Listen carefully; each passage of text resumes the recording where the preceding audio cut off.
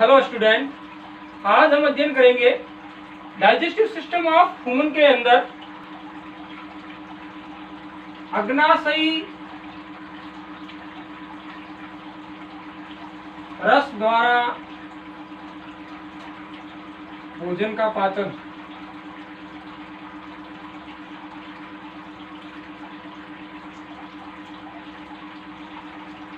अग्नाशय रस द्वारा भोजन का पाचन किस प्रकार से होता है। तो सबसे पहले हम देखते हैं कि अग्नाशय रस के अंदर कौन कौन से एंजाइम पाए जाते हैं। तो अग्नाशय रस के एंजाइम,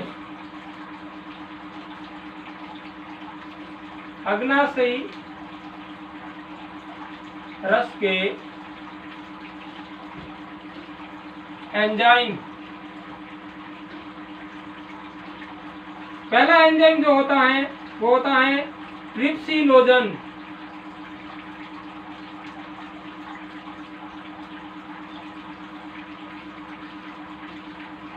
दूसरा एंजाइम जो होता है वो होता है काइमो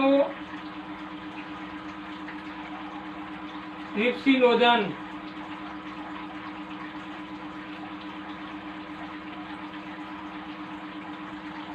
तीन नंबर प्रो कार्बोक्सी पेप्टिडेज।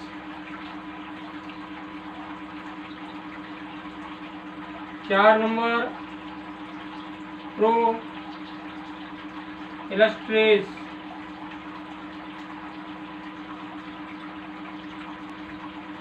पांच नंबर एमाइलेज। छह नंबर लाइपेज। सात नंबर cholesterol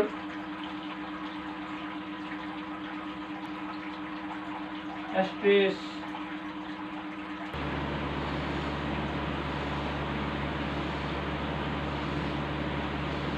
cholesterol ester hydrolase enzyme.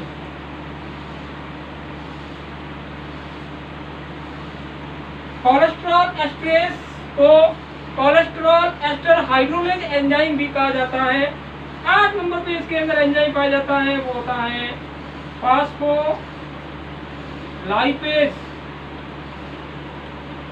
9 number पे होता है इसके अंदर न्यूक्लियस।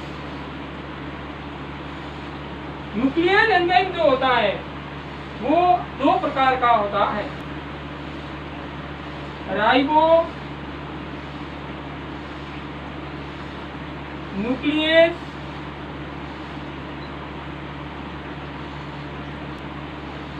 Deoxy ribo nucleus. ये एंजाइम जो होते हैं ये एंजाइम अग्नाशयी रस के अंदर पाए जाते हैं और इनके द्वारा भोजन का यानी कि काइम का पाचन होता है। कौन कौन से होते हैं? Trypsinogen, chymotrypsinogen, pro carboxy peptidase, pro elastase, amylase, lipase, cholesterol esterase, phospholipase और न्यूक्लियस। ये एंजाइम भोजन का पाचन करते हैं। अब इसमें यहाँ देखने योग्य बात ये होती है कि trypsinogen, chymotrypsinogen, pro carboxy peptidase और इलेस्टेज, ये जो 4 एंजाइम जो होते हैं ये प्रोटीन का पाचन करते हैं और ये इस अवस्था में निष्क्रिय अवस्था होती है। ये अभी एंजाइम जो होते हैं वो निष्क्रिय अवस्था के अंदर होते हैं और फिर ये निष्क्रिय अवस्था से सक्रिय अवस्था में बदलते हैं और सक्रिय अवस्था के बाद में ये प्रोटीन प्रक्रिया करते हैं और प्रोटीन का पाचन करते हैं। कैसे करते हैं इसको थोड़ा ध्यान से देखना। सबसे पहले इनके अंदर ट्रिप्सिनोजन जो होता है ये सक्रिय होता है और ट्रिप्सिन में बदलता है। ट्रिप्सिनोजन जो होता है ये निष्क्रिय अवस्था के अंदर होता है और आंत जो होती है, इस आंत से एक एंजाइम स्रावित होता है। इस एंजाइम को एंट्रोकाइनेज कहा जाता है और ये एंट्रोकाइनेज जो होता है ट्रिप्सिनोजन पर क्रिया करता है, जिससे ट्रिप्सिनोजन है वो सक्रिय ट्रिप्सिन में बदल जाता है। मैं यहां लिख लेता हूं, ट्रिप्सिनोजन, ये ट्रिप्सिनोजन है, ये निष्क्रिय है।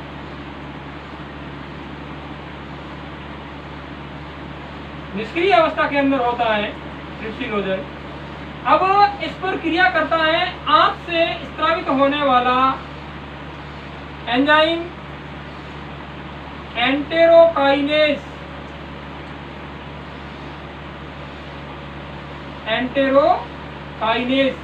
एंटेरोकाइनेज जो होता है ये आंत से स्रावित होता है, ये ट्रिप्सिनोजन पर क्रिया करता है और ट्रिप्सिनोजन को ट्रिप्सिन में बदल देता है।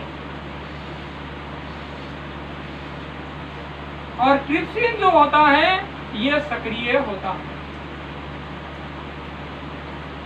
तो सबसे पहले ट्रिप्सिनोजन जो होता है वो सक्रिय ट्रिप्सिन में बदलता है, किसके द्वारा? एंटेरोकाइनेज के द्वारा। जब ट्रिप्सिन सक्रिय हो जाता है तो ये ट्रिप्सिन जो होता है वो काइमो ट्रिप्सिनोजन, प्रो कार्बोक्सी पेप्टिडेज और प्रो इलेस्टेज पर क्रिया करता है और इन्हें सक्रिय बदल देता है। काइमो ट्रिप्सिनोजन, प्रो कार्बोक्सी पेप्टिडेज और प्रो इलेस्टेज इनको सक्रिय जो करता है वो सक्रिय ट्रिप्सिन क्रिया करके इन्हें सक्रिय करता है और ट्रिप्सिनोजन को सक्रिय करता है एंटेरोकाइनेज जो होता है, जो आंत के द्वारा स्रावित होता है। अब देखिए यहाँ काइमो ट्रिप्सिनोजन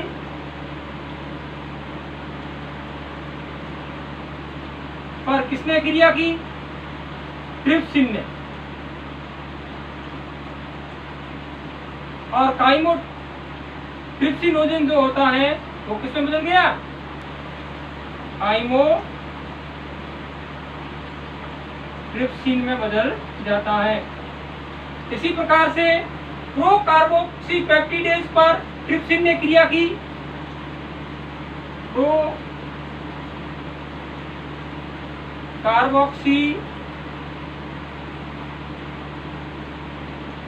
पेप्टिडेज पर किसने क्रिया की? ट्रिप्सिन ने क्रिया की। और प्रो कार्बोक्सी पेप्टिडेज है वो कार्बोक्सी पेप्टिडेज बदल जाता है। कार्बोक्सी पेप्टिडेज में बदल जाता है। और इसी प्रकार से प्रो इलेस्टेज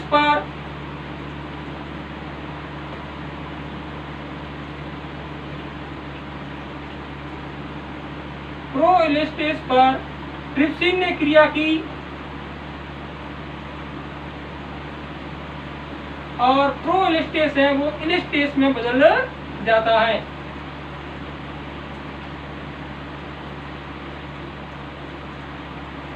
इस प्रकार से इसके अंदर ट्रिप्सिन, काइमोट्रिप्सिन, कार्बोक्सी पेप्टिडेज और इलेस्टेज जो होते हैं ये सक्रिय अवस्था में एंजाइम जो होते हैं, जब ये स्रावित होते हैं तब ये इन अवस्था के अंदर होते हैं, ये निष्क्रिय अवस्था के अंदर होते हैं। ये तीनों जो होते हैं, ये तीनों रूप जो होते हैं ये कैसे हैं? निष्क्रिय हैं।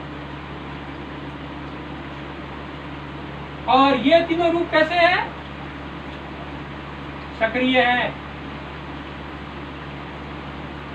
ये सक्रिय रूप होते हैं और ये जब स्रावित होते हैं तब निष्क्रिय अवस्था में होते हैं और ट्रिप्सिन के द्वारा ये सक्रिय अवस्था में बदल दिए जाते हैं। और ट्रिप्सिनोजन को ट्रिप्सिन में बदलने का कार्य जो होता है वो एंटेरोकाइनेज का होता है। अब ट्रिप्सिन, काइमोट्रिप्सिन, कार्बोक्सी पेप्टिडेज और इलेस्टेज के द्वारा प्रोटीन का पाचन होता है। प्रोटीन का मुख्य रूप से इसके द्वारा पाचन होता है। किस प्रकार से प्रोटीन का पाचन होता है तो मैं बता देता हूं आपको। इससे पहले यानी कि ग्रहणी से पहले प्रोटीन का पाचन जो होता है वो अमाशय के अंदर होता है, आपने पढ़ा था, पेप्सिन के द्वारा। प्रोटीन जो होता है उस पर पेप्सिन क्रिया करता है और प्रोटीन जो होता है वो प्रोटियोजेज और पेप्टोन में बदल जाता है। कितना पाचन होता है अमाशय के अंदर? 30% प्रोटीन का पाचन होता है।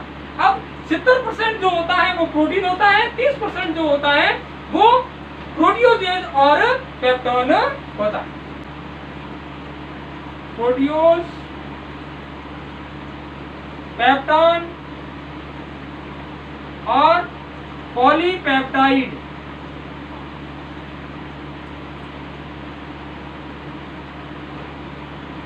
पॉलीपेप्टाइड का मतलब होता है प्रोटीन, यानी कि प्रोटियोज और पेप्टोन तो बदल जाते हैं अमाशय के अंदर, 30% होते हैं, और पॉलीपेप्टाइड जो होता है ये प्रोटीन है, शेष 70% प्रोटीन रहता है वो प्रोटीन होता है। इस पर ये क्रिया करते हैं आपके ट्रिप्सिन और काइमोट्रिप्सिन। ट्रिप्सिन और काइमोट्रिप्सिन इस पर क्रिया करते हैं। सबसे पहले इन पर क्रिया करते हैं ट्रिप्सिन और काइमोट्रिप्सिन।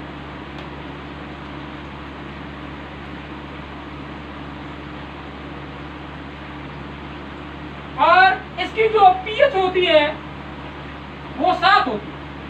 प्रोटियोज, पेप्टोन और पॉलीपेप्टाइड, सोटी पॉलीपेप्टाइड में बदल जाती है और ट्राइपेप्टाइड में बदल जाती है और डाइपेप्टाइड में बदल जाती है। यानी कि हम लिख सकते हैं सोटी, पॉलीपेप्टाइड,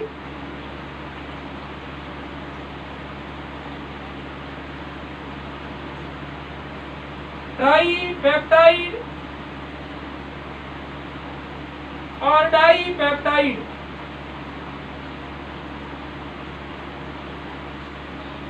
ट्राइपेप्टाइड यानी एमिनो अम्ल तीन एमिनो अम्ल की श्रृंखला जो होती है वो ट्राइपेप्टाइड कहलाती है, और 2 एमिनो अम्ल की श्रृंखला होती है तो वो डाइपेप्टाइड कहलाती है। और यानी कि 3 से अधिक अगर एमिनो अम्ल की श्रृंखला होती है तो वो सोटी पॉलीपेप्टाइड श्रृंखला कहलाती है। यानी कि यहाँ पर जो सोटी पॉलीपेप्टाइड श्रृंखला होती है उस पर क्रिया करता है कार्बोक्सीपेप्टिडेज, और इस सोटी पॉलीपेप्टाइड को एमिनो अम्ल और डाइपेप्टाइड में बदल देती है। यानी कि यहाँ सोटी पॉलीपेप्टाइड जो होती है वो भी एमिनो अम्ल में बदल जाती है और डाइपेप्टाइड में बदल जाती है। यहाँ रहती है सोटी पॉलीपेप्टाइड, सोटी पॉलीपेप्टाइड। इस पर क्रिया करता है कौन सा एंजाइम? ये वाला कार्बोक्सीपेप्टिडेज।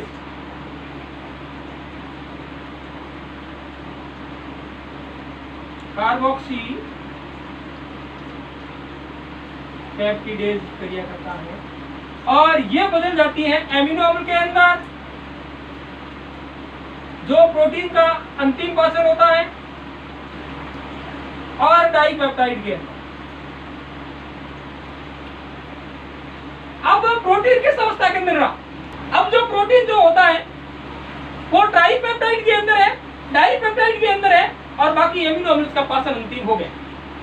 अब प्रोटीन जो होता है वो ट्राइपेप्टाइड और डाइपेप्टाइड के अंदर रहता है, यानी कि ग्रहणी के अंदर प्रोटीन का लगभग पाचन हो जाता है। अब यहाँ जितना भी प्रोटीन जो होता है वो ट्राइपेप्टाइड और डाइपेप्टाइड के रूप में रहता है, और कुछ प्रोटीन का पूर्ण पाचन यानी कि एमिनो अम्ल में भी रूपांतरित हो जाता है। तो कैसे होता है देखिए, एक बार दोबारा देख लीजिए। प्रोटियोज, पेप्टोन, इसका पाचन जो होता है वो अमाशय के अंदर हुआ था, और शेष जो प्रोटीन था वो पॉलीपेप्टाइड के रूप में था, जिस पर किसने क्रिया की? ट्रिप्सिन और काइमोट्रिप्सिन ने। और इन सभी से क्या बन गया? यानी कि पॉलीपेप्टाइड से छोटी पॉलीपेप्टाइड बन गई, और प्रोटियोज और पेप्टोन से ट्राइपेप्टाइड और डाइपेप्टाइड बन गया। अब यहाँ छोटी पॉलीपेप्टाइड जो होती है उस पर क्रिया करता है कार्बोक्सीपेप्टिडेज, और जिससे ये छोटी पॉलीपेप्टाइड जो होती है वो एमिनो अम्ल और डाइपेप्टाइड में बदल जाती है। प्रोटीन का जो अंतिम पाचन होता है वो एमिनो अम्ल होता है, यानी कि यहाँ इसका कुछ तो पाचन हो जाता है पूर्ण, और शेष रहती है डाइपेप्टाइड।